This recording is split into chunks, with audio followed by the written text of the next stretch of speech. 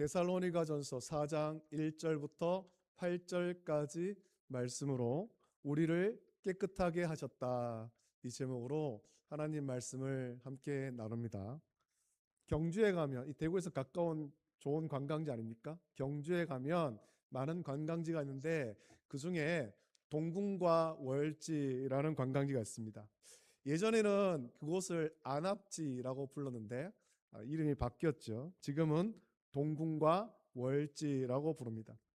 동궁은 말 그대로 동쪽 궁궐이라는 뜻으로 신라시대에, 통일신라시대 때 태자가 머물던 궁궐이고, 월지는 동궁에 딸린 연못과 어떤 그 정원을 말합니다.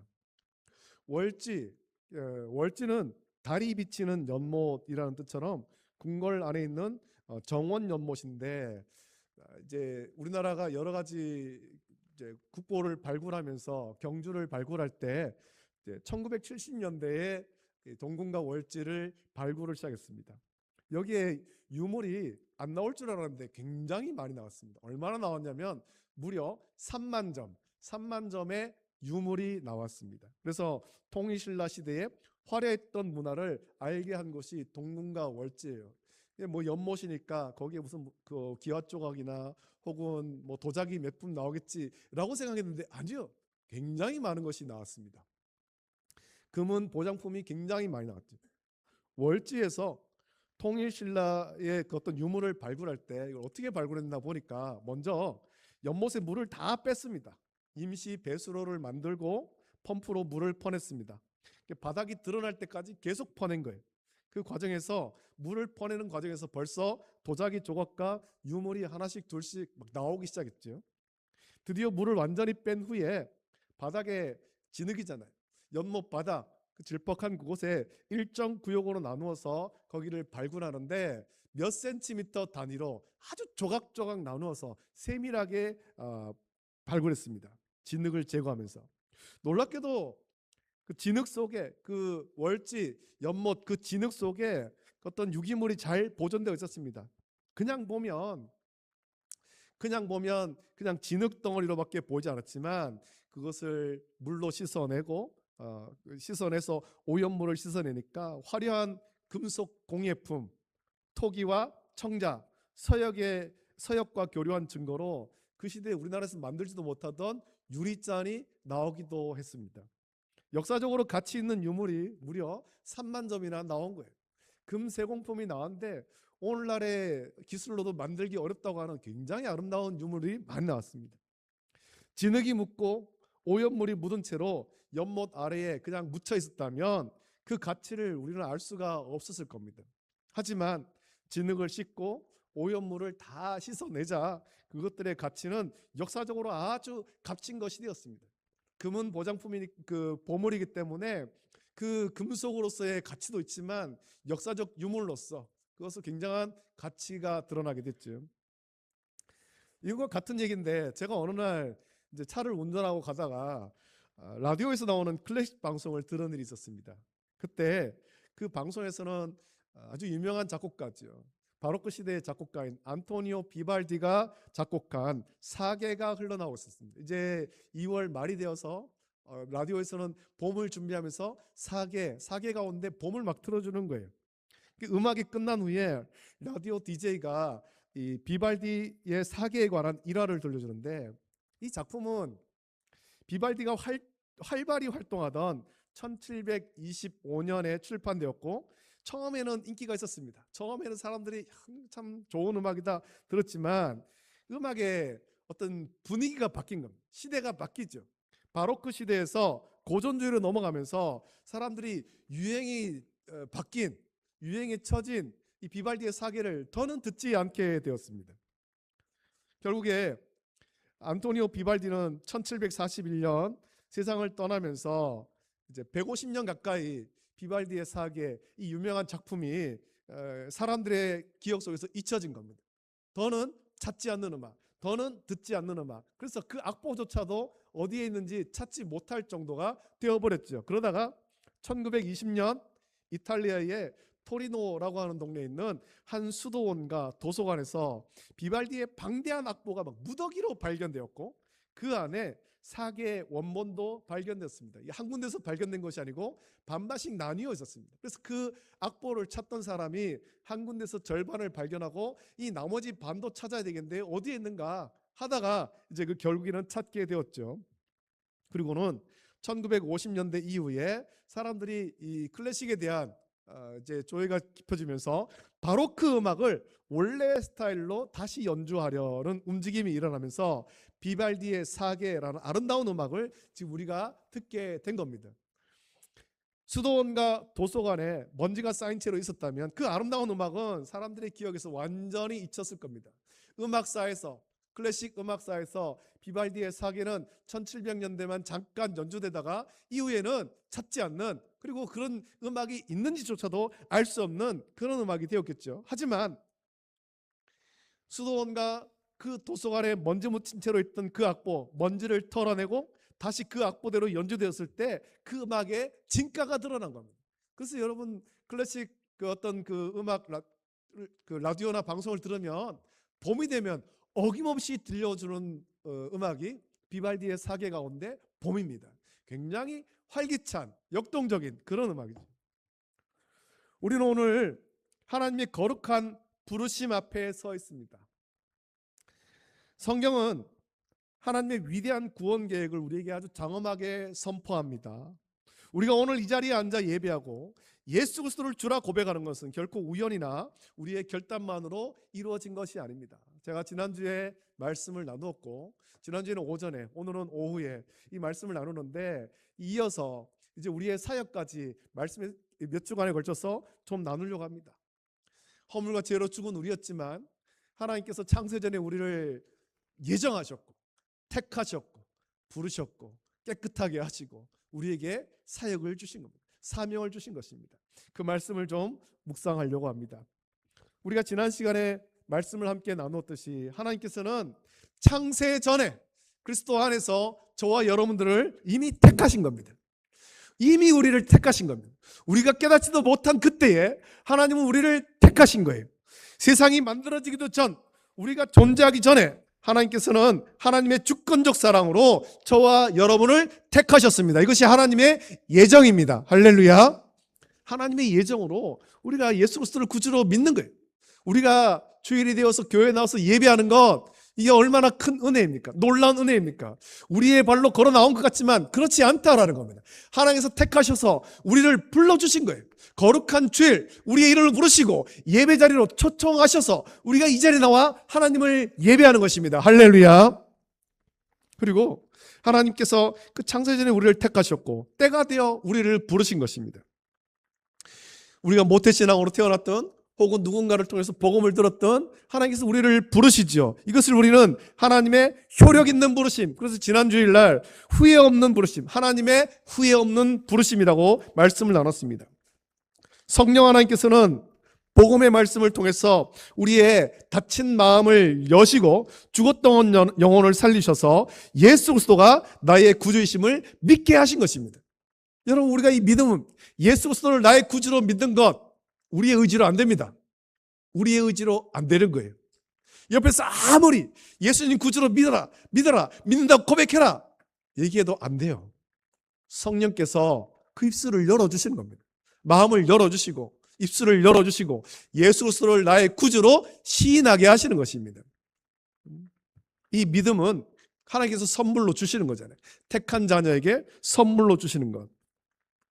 하나님의 부르심은 결코 후회가 없으신 하나님의 완벽한 경륜 속에서 진행됩니다. 하나님은 예수님이 십자가에서 이루신 그 의, 십자가에서 율법을 완성하시고 그 의를 우리에게 덧입히셔서 우리를 의롭다고 칭해 주셨을 뿐만 아니라 이제 성령의 인도를 따라서 거룩해져가는 과정, 즉 성화의 길로 저와 여러분을 이끄셨습니다. 그래서 우리가 신앙생활하면서 우리의 모습 보면 여전히 모난 모습이 있잖아요. 모나고 거칠고 깎여야 될 부분들이 많이 있고 우리의 모난 부분 때문에 누군가에게 상처를 주기도 하고 그런 모습이 있지만 그럼에도 성령께서 그런 우리를 조금씩 다듬어 가시는 겁니다. 만져 가시는 거잖아요. 깎아 가시는 거죠. 그래서 이 성화의 길은 우리가 마침내 주님 앞에 서게 되는 날 경험할 완전한 구원인 영화의 단계까지 이르게 하는 것입니다. 우리가 지금 그 과정을 계속해서 걸어가고 있는 중이에요. 자, 그렇다면 하나님의 이 거룩하고 후회 없는 부르심 받은 우리는 과연 이 땅 가운데서 어떤 삶을 살아야 될 것인가? 예수님 믿는 사람은 좀 달라야 된다고 하는데 어떻게 달라야 될 것인가? 우리가 예수님을 믿는다고 할 때 분명 세상과 구별되는 것이 있어야 되는데 어떤 구별이 있을 것인가? 그것을 오늘 말씀을 통해서 같이 좀 살펴보려고 합니다. 우리가 천국 시민권을 가졌으나 여전히 바른 이 땅을 딛고 살아가는 성도에게 바울은 오늘 본문을 통해서 가장 본질적이고 엄중한 권면을 우리에게 주고 있습니다. 이미 택하심 받아서 부르심 받고 구원 받았습니다. 우리는 이미 구원을 받은 거예요. 그러나 이 땅 가운데 살아갈 때 그렇다면 우리는 어떻게 살아갈 것인가? 우리가 구원받고 천국이 보장되어 있지만 어떻게 살아야 되는가? 바울은 1절에서 이렇게 말합니다. 자, 우리 1절 말씀을 같이 읽습니다. 데살로니가전서 4장 1절 같이 읽습니다. 시작. 그러므로 형제들아 우리가 끝으로 주 예수 안에서 너희에게 구하고 권면하노니 너희가 마땅히 어떻게 행하며 하나님을 기쁘시게 할 수 있는지를 우리에게 배웠으니 곧 너희가 행하는 바라 더욱 많이 힘쓰라. 아멘. 바울이 이렇게 강조하고 있습니다. 여기서 마땅히 어떻게 행하며 라는 표현은 성도의 삶이 결코 방종이나 자기 마음대로의 삶이 아니다는 것을 의미합니다. 구원받은 자에게는 그 신분에 걸맞는 마땅한 삶의 방식이 있습니다. 그것을 바울은 1절 말씀에서 하나님을 기쁘시게 하는 것이다 라고 했습니다. 하나님을 기쁘시게 하는 것. 우리가 세례를 받기 전에 문답하는데 성경의 교리를 체계적으로 정리한 웨스트민스터 대소요리 문답을 기초로 문답을 합니다. 그래서 웨스트민스터 소요리 문답 1문 첫 번째 문제를 아주 중요하게 여기는데 그 질문 우리가 다 알다시피 사람의 제일 되는 목적이 무엇인가 라고 질문합니다. 문답을 할 때 이것을 반드시 묻습니다. 이 질문의 답을 우리가 잘 알지 않습니까? 사람의 제일 되는 목적은 하나님을 영화롭게 하고 영원토록 그를 즐거워하는 것이다. 우리가 그걸 다 고백하며 대답했습니다. 오늘 본문 1절에서 말하는 성도의 마땅한 삶의 방식은 다른 것을 말하는 것이 아니라 하나님을 영화롭게 하고 영원토록 그를 즐거워하는 삶을 의미하는 것입니다. 자, 그렇다면 어떻게 사는 것이 하나님을 영화롭게 하고 영원토록 그를 즐거워하는 것일까요? 우리가 그것을 성경을 통해서 배우고 세례 문답을 할 때 대답을 하는데 어떻게 살아야 될까? 어떻게? 데살로니가 교회 성도들은 이미 바울로부터 복음과 함께 성도의 성경적 윤리의 삶에 관해서 배웠습니다. 그리고 그들은 실제로 그렇게 살기 위해 애쓰고 있었습니다. 그래서 바울은 거기서 멈추지 말고 더욱 많이 힘쓰라. 지금 너희들이 배운 대로 성경적 윤리대로 하나님을 기쁘시게 하기 위해서 잘 살고 있는데 지금 잘하고 있어. 더 잘해라 라는 겁니다. 더 열심히 해라. 우리의 구원은 여러분 기억을 해야 됩니다. 정적인 것이 아닙니다. 멈춰있는 것이 아니라 예수님을 닮아가는 역동적인 삶입니다. 그것이 성화의 과정이잖아요. 계속해서 변화되고 계속해서 개혁되는 것입니다. 한번 택하심 받고 구원받았다고 끝나는 것이 아니에요. 멈추는 것이 아니라 완전한 구원에 이르기까지 영화에 이르기까지 성령의 도우심으로 예수님을 닮아가는 역동적인 삶을 우리는 살아가야 됩니다. 그래서 우리는 날마다 개혁되는 겁니다. 우리의 신앙을 그래서 개혁주의라고 하는 거잖아요. 멈춰있는 것이 아니에요. 날마다 하나님 말씀으로 우리 자신을 개혁하는 겁니다. 내가 하나님을 기쁘시게 하는 삶을 살고 있는가? 성경대로 사는가? 하나님 말씀에 비추어서 개혁하는 거지. 바울이 이토록 간절하게 권면하는 핵심적인 내용을 3절에 나타납니다. 3절 우리 같이 한번 읽겠습니다. 3절 말씀 함께 읽습니다. 시작. 하나님의 뜻은 이것이니 너희의 거룩함이라 곧 음란을 버리고. 이 앞부분에 나오는 하나님의 뜻은 이것이니 곧 너희의 거룩함이라 말씀하고 있습니다. 이것은 우리를 향한 하나님의 최종적인 목적지이자 구원받은 성도의 존재 이유입니다. 구약에도 분명히 말씀하지 않습니까? 내가 거룩하니 너희도 거룩할지어다. 거룩. 이 거룩이란 히브리어는 카도시인데 이거는 구별됨을 의미합니다.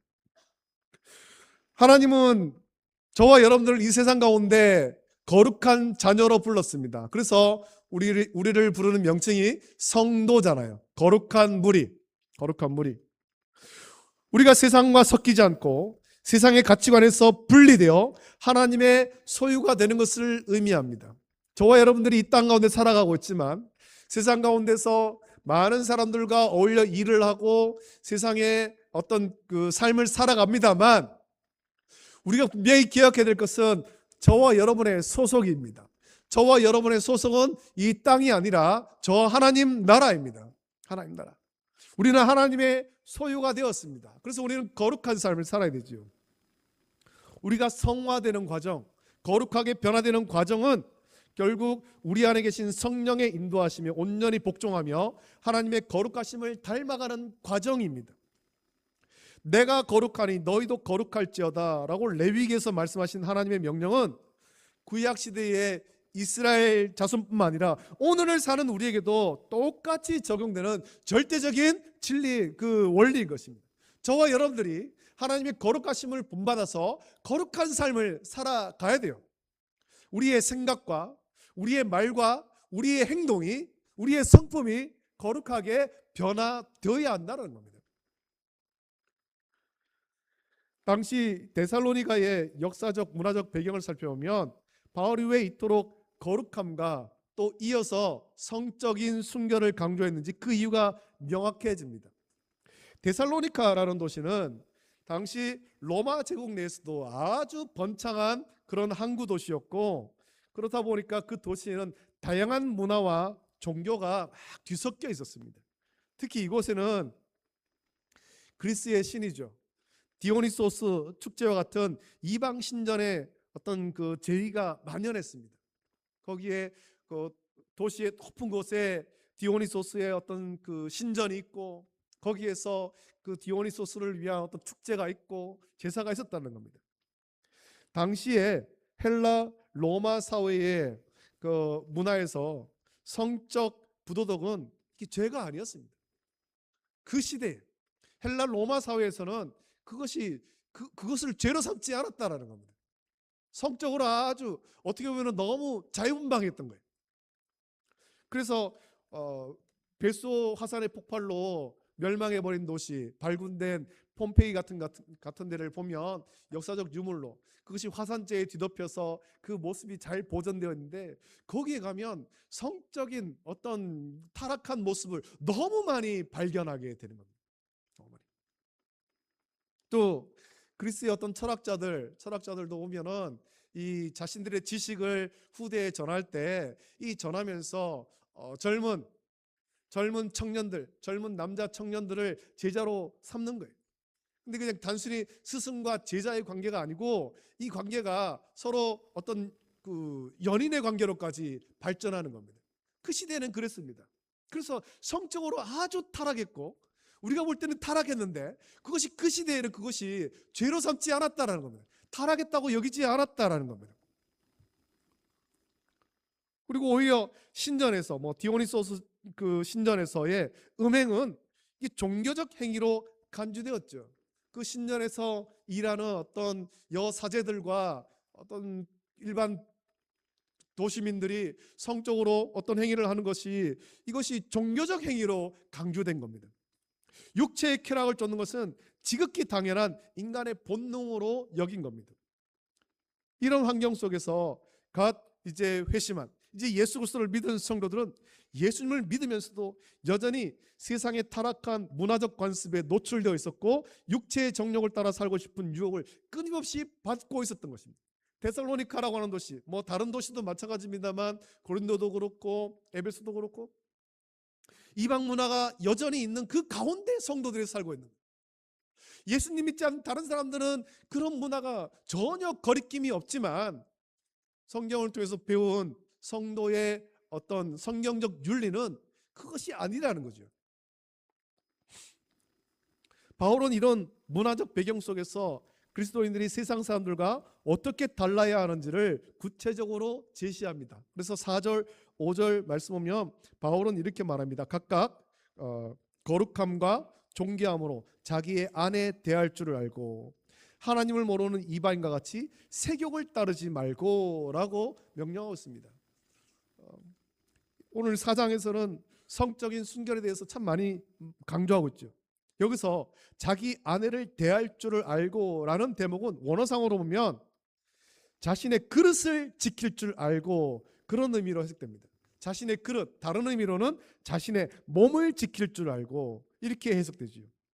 즉 성도는 자신의 육체를 정욕의 도구로 내어주는 것이 아니라 하나님의 성령이 거하시는 거룩한 전으로 관리하라라는 겁니다. 예수님 믿지 않는 데살로니카의 다른 이방인들처럼 그렇게 마음대로 육체의 정욕을 따라서 어떤 음란한 일을 행하고 그렇게 하지 말고 하나님의 성령이 거하시는 거룩한 전으로 내 몸도 관리를 해라라는 겁니다. 하나님을 모르는 자들은 자신의 본능을 신으로 삼고 세욕을 따라 살아가지만 하나님을 아는 성도는 그 본능을 하나님 말씀 아래 복종시키라는 겁니다. 우리의 정욕, 우리의 어떤 육체의 소욕, 이것을 하나님 말씀으로 절제하는 거예요. 절제하는 것. 절제하고 이것을 성경대로 아름답게 사용하라는 겁니다. 이것은 문자적 의미로는 성적인 순결을 지키라는 것이지만 이 말씀에는 또 내면의 의미가 있지 않습니까? 영적인 의미로 확장하면 더 깊은 메시지가 있는 거예요. 당시 데살로니가 교회 성도들에게 영적인 의미, 성경은 우상 숭배를 영적 음행이라고 말합니다. 하나님보다 더 사랑하는 것, 하나님의 통치보다 내 육신의 안위와 쾌락을 우선시하는 모든 행위가 영적인 음행인 것입니다. 그것이 우상 숭배라는 거죠. 돈을 사랑하고 심지어는 내 어떤 그런 자녀를, 내 가족을 하나님보다 더 사랑하는 것, 이것도 우상이 되어가는 거죠. 가족을 사랑하지 말라라는 것이 아닙니다. 사랑하되 하나님은 전능하신 창조주 나의 하나님, 영원하신 하나님으로 사랑하고 가족을 또한 가족으로 사랑하고 구분되어야 됩니다. 하나님께서는 우리가 온전히 하나님 한 분만을 사랑하는 신부의 순결함, 영적 신부의 순결함을 유지하기를 원하십니다. 이것을 지키기를 원하시는 거예요. 세상을 사랑해서 세상의 풍조를 따르는 것은 하나님을 향한 신의를 저버리는 영적 음행과 같다라는 겁니다. 영적 간음과 같다라는 겁니다. 그러므로 거룩함이란 단순히 나쁜 짓을 하지 않는 소극적인 태도를 넘어서 내 마음 중심에, 오늘 오전에도 말씀 나눴습니다만 내 마음의 중심을 오직 주님께만 고정하고 그분의 성령께서 내 삶의 운전대를 잡으시도록 내어드리는 적극적인 복종을 의미하는 거예요. 나의 왕은 하나님이십니다. 내 마음의 주인 자리는 하나님이십니다. 적극적으로 내어드리고 복종하라라는 거지. 그래서 바울은 8절에서 아주 중요한 말씀을 하는데 우리 8절 말씀 같이 읽어보겠습니다. 8절, 저는 이 말씀을 읽으며 참 두려운 마음으로 읽었습니다. 8절 말씀을 같이 읽습니다. 시작. 그러므로 저버리는 자는 사람을 저버림이 아니요 너희에게 그의 성령을 주신 하나님을 저버림이라. 아멘. 바울은 이 권면을 무시하는 것이 단순히 사도의 가르침을 거절하는 인간적인 문제가 아니라고 선언합니다. 그것은 우리 안에 내주하시며 우리를 거룩하게 빚어가시는 성령 하나님을 거역하는 것이며 하나님에 대한 정면 도전이자 믿음의 배신이라는 겁니다. 믿음 배신. 하나님의 은혜를 경험했다고 말하면서도 삶의 현장에서 여전히 육체의 소욕을 따라 방탕하게 살아가는 것은 우리를 위해 십자가에서 피 흘리신 예수 그리스도의 구속의 은혜를 값싸게 만드는 행위예요. 저는 이것을 믿음의 배신이라고 말합니다. 믿음의 배신하는 자들이 많이 있습니다. 예수님을 믿는다고 하면서도 믿음의 배신하는 자들. 몸은 예배당에 나와 있지만 여전히 세상적으로 살아가고 육체의 소욕대로 살아가고, 초대교회 역시 초대교회 역사 속에서도 믿음의 경주를 시작했지만 끝까지 완주하지 못한 믿음의 배신자들이 있었죠. 디모데후서 4장 10절 말씀 보면 바울이 참 안타까운 마음으로 이렇게 글을 썼습니다. 대만은 이 세상을 사랑하여 나를 버리고 데살로니가로 갔고, 오늘 본문에 나오는 데살로니가 향락의 도시, 바울을 버리고 데살로니가로 갔다는 겁니다. 대만은 복음의 현장에 있었고 하나님의 역사를 목격했지만, 바울을 따라다니면서 말씀을, 하나님의 역사를 보았지만 결국 세상이 주는 달콤한 정욕과 안락함을 이기지 못해서 하나님을 저버리고 세상으로 돌아갔습니다. 여러분, 이것이 믿음의 배신이에요. 이처럼 거룩함을 포기하고 세상을 선택한 자들은 하나님을 기쁘시게 하는 성도의 반열에 설 수 없습니다. 같이 설 수 없다는 겁니다. 그들은 하나님 주신 거룩한 부르심의 가치를 스스로 걷어차 버린 사람들입니다. 우리는 결코 육체의 정욕대로 살기 위해서 부르심받은 존재가 아닙니다. 하나님은 우리를 더러움에서 건져내어서 거룩함에 이르게 하신 거예요. 예수 그리스도의 보혈로 우리의 허물과 죄를 씻으시고, 깨끗이 씻으시고, 예수님이 이루신 그 의를 우리에게 덧입히셔서 하나도 의롭지 않은 우리를 의롭다고 불러주신 거잖아요. 우리를 더러움에서 건져내서 거룩함에 이르겠습니다. 그래서 7절 말씀은 이렇게 나옵니다. 7절 말씀을 같이 읽습니다. 시작. 하나님이 우리를 부르심은 부정하게 하심이 아니요 거룩하게 하심이니. 아멘. 하나님의 이 부르심에는 실패가 없습니다. 하나님은 택하신 하나님 백성을 반드시 거룩하게 만드실 겁니다. 그러나 그 과정에서 우리는 성령의 역사에 전적으로 의존하며 동시에 우리 자신을 쳐서 복종시키는 영적 전쟁을 치러야 됩니다. 갈라디아서 5장 16절 보면 내가 이르노니 너희는 성령을 따라 행하라 그리하면 육체의 욕심을 이루지 아니하리라 라고 말씀합니다. 여러분, 이 말씀처럼 우리 안에서 들려오는 죄의 유혹을 차단하고 말씀의 검으로 무장해서 날마다 자기를 부인해야 되는 것입니다. 육체의 정욕을 따라가는 자기 자신을 하나님 말씀으로 쳐서 복종시켜야 되는 거예요. 오늘 우리는 다시 한번 우리의 신분을 확인하기를 원합니다. 우리는 세상 풍조에 휩쓸려 떠내가는 죽은 물고기가 아니라 생명의 성령을 모시고 세상을 거슬러 올라가는 거룩한 성도입니다.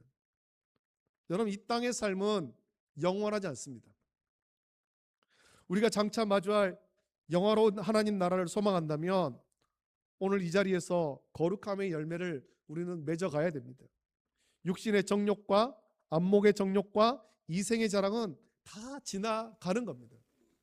세상에서 많은 재물을 자랑하고 권력을 자랑하고 명예를 자랑하는 사람 있지만 다 지나갑니다.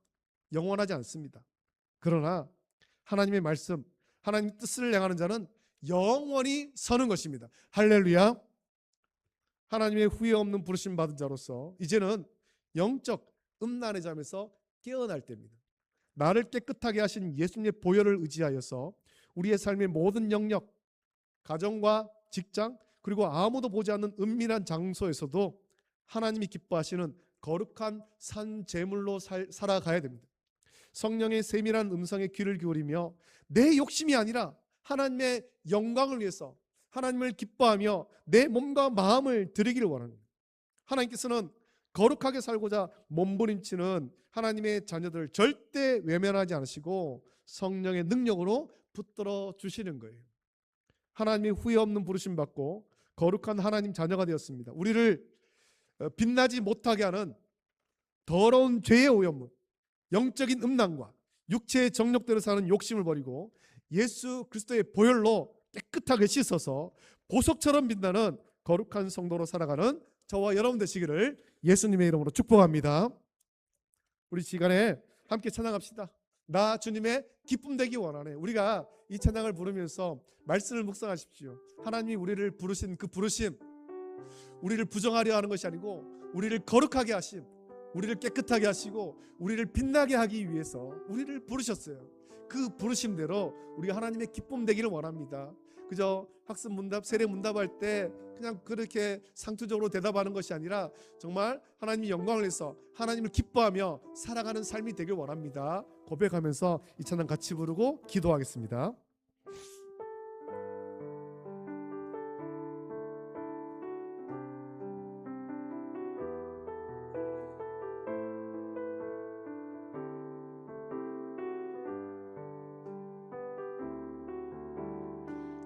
주님의 기쁨 내기 원하네. 내 마음을 새롭게 하소서. 새 무대가 되게 하여 주사. 주님의 빛 비추게 하소서. 내가 원하는 한 가지, 내가 원하는 한 가지, 주님의 기쁨이 되는 것. 내가 원하는 한 가지, 주님의 기쁨이 되는. 겸손히 내 마음 드립니다.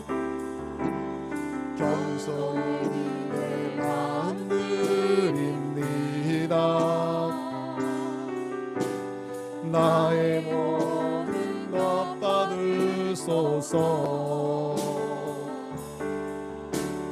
나의 마음 깨끗게 씻어주사.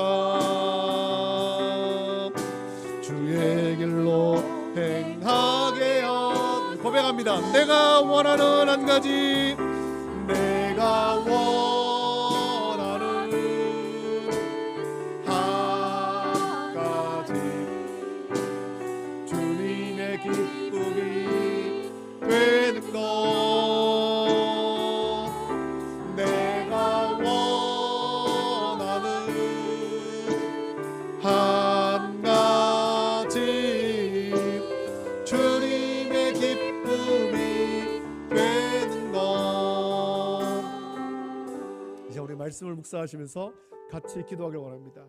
하나님께서 우리를 부르심, 예정하심, 부르심, 우리를 깨끗하게 하심, 이 모든 것들을 우리가 기억을 하면서 하나님의 부르심이 합당하도록 우리가 오늘도 성령을 의지하여서 우리 안에 있는 육체의 정욕과 또 어떤 소욕들을 하나님 말씀으로 쳐서 복종시키고 오직 하나님께 영광 돌리고 하나님의 기쁨이 되는, 하나님을 기뻐하며 살아가는 온전한 그리스도인이 되게 해달라고 같이 기도하길 원합니다. 우리의 삶이, 이 한 주간의 우리의 삶이, 우리의 가정이, 또 교회가 그렇게 될 수 있도록 은혜 달라고 같이 기도하시고, 세상 가운데 거룩하게 구별된 성도로서 정말 구별되어서 나쁘게 구별되는 것이 아니라 정말 영광스럽게 구별되어 하나님께 영광 돌리는 이 한 주간의 삶이 되도록 인도해 달라고 간절한 마음으로 이 시간 우리 합심하여서 함께 기도하겠습니다.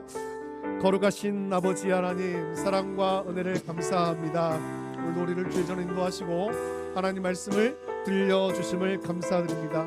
아버지 하나님, 우리 주신 말씀을 묵상하면서 정말 하나님께서 우리를 거룩하게 부르셨는데 우리를 부정하게 하심이 아니라 우리를 거룩하게 하도록 우리를 부르셨는데, 그 부르심이 합당하도록 육체의 정욕과 소욕을 아버지 하나님 말씀으로 쳐서 복종시키고, 또 아버지 하나님 세상의 풍조를 따라가지 않게 하시고 영적으로 음행하지 않게 하시며 오직 하나님만 섬기고 하나님만이 나의 왕이심을 날마다 선포하고 예수님이 가신 골고다 십자가의 언덕길, 피 묻은 그 길을 온전히 따라갈 수 있도록 은혜 베풀어 주옵소서.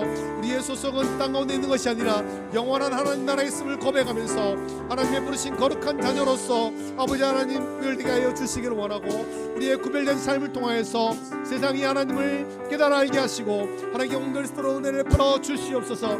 이 한 주간 우리의 삶 가운데 은혜를 베풀어 주시사 아버지 하나님, 우리가 참 아버지 하나님, 우리 하나님 말씀대로 살려고 몸부림칠 때 성령께서 우리 가운데 강력히 역사하셔서 힘주시고 능력 주시옵소서. 우리 가운데 연약한 성도들이 있습니다. 불쌍하시고 온유리시사 어루만져 주시고 치료하여 주시기를 간절히 소원하옵나이다. 아버지 하나님, 하나님 앞에 나와 예배할 때, 보좌 앞에 나와 예배할 때 아버지 하나님, 상한 심령이 치유되고 연약한 육체가 힘을 얻게 하여 주시고 삶의 모든 문제가 해결되는 역사 있도록 은혜를 입혀 주시옵소서. 이 한 주간 아버지 성령님께서 우리 가운데 은혜를 부어시사 주의 선한 길로 인도하시고 또 우리가 열심히 주의 복음을 전할 수 있도록 은혜를 베풀어 주시옵소서. 모든 것 감사드리며 거룩하신 예수님의 이름으로 기도드리옵나이다. 아멘. 거룩하신 아버지 하나님, 사랑과 은혜를 감사합니다. 오늘 이 거룩한 주일 주님께서 우리에게 복 주신 날, 또 우리를 주의 전으로 부르시고 하나님을 예배하는 놀라운 은혜 주심을 감사드립니다. 아버지 하나님, 우리가 예배할 때마다 하나님의 부르심을 기억하고 예배 자리로 불러주심에 감사하며 전심으로 하나님을 예배하고 주신 바 그 말씀과 찬송과 기도를 통해서 은혜를 받고 한 주간을 넉넉히 믿음 가운데 승리하고 거룩하고 구별되게 살아갈 수 있도록 은혜를 베풀어 주시옵소서. 하나님께서 우리를 부르심은 거룩하게 하십니다 라고 했습니다. 아버지 하나님, 우리가 구별되기를 원합니다. 구별되기를 원합니다. 정말 세상 가운데 살아가고 있지만 세상 풍조를 따라가는 것이 아니라 하나님 말씀으로 날마다 우리 자신을 쳐서 복종시키고 우리 안에 있는 육체의 정욕과 소욕들을 쳐서 복종시키고 하나님을 영광 위에서 하나님을 기뻐하며 살아갈 수 있도록 은혜를 덧입혀 주시옵소서. 우리 가운데 연약한 성도들이 있습니다. 긍휼을 베푸시고 어른만 있어 치료하여 주시고 또 한 주간을 은혜 가운데 인도하여 주시옵소서. 감사합니다. 예수님의 이름으로 기도드립니다. 아멘. 우리 주님께서 가르친 기도로 예배를 마칩니다. 하늘에 계신 우리 아버지여, 이름이 거룩히 여김을 받으시오며 나라가 임하시오며 뜻이 하늘에서 이루어진 것 같이 땅에서도 이루어지이다. 오늘 우리에게 일용할 양식을 주시옵고 우리가 우리에게 죄 지은 자를 사하여 준 것 같이 우리 죄를 사하여 주시옵고 우리를 시험에 들게 하지 마시옵고 다만 악에서 구하시옵소서. 나라와 권세와 영광이 아버지께 영원히 있사옵나이다. 아멘.